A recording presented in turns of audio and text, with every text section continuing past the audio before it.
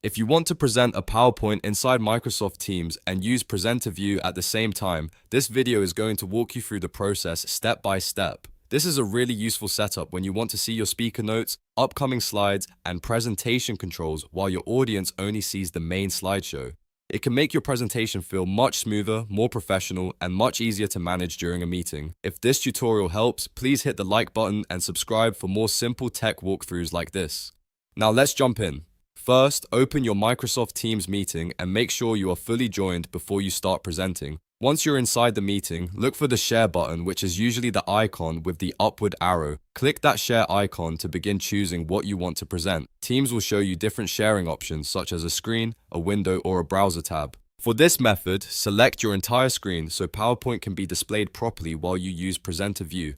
After you choose the screen you want, click Share to confirm. At this point, Teams will begin sharing your screen with everyone in the meeting. Now switch over and open your PowerPoint presentation. Once the file is open, go to the Slideshow tab at the top of PowerPoint. In the Slideshow menu, click from Beginning so the presentation starts from the first slide. This is important because it launches the full slideshow mode that you need for Presenter View. After the slideshow opens, right-click anywhere on the presentation screen. A menu should appear with different display options. From that menu, click Show Presenter View. Once you enable it, PowerPoint will separate the presenter controls from the audience view.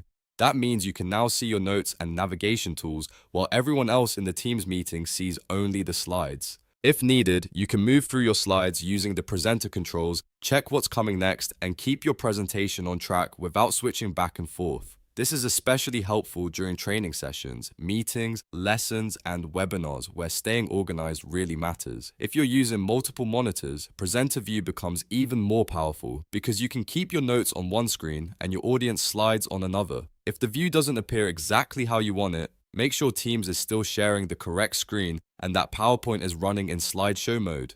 Sometimes a quick adjustment to the shared display is all it takes, and that's it. You now know how to use Presenter View in Teams with PowerPoint. It only takes a few clicks, but it can make a big difference in how confident and prepared you feel during a live presentation. If this guide helped, don't forget to like, subscribe, and turn on notifications for more easy software tutorials just like this one.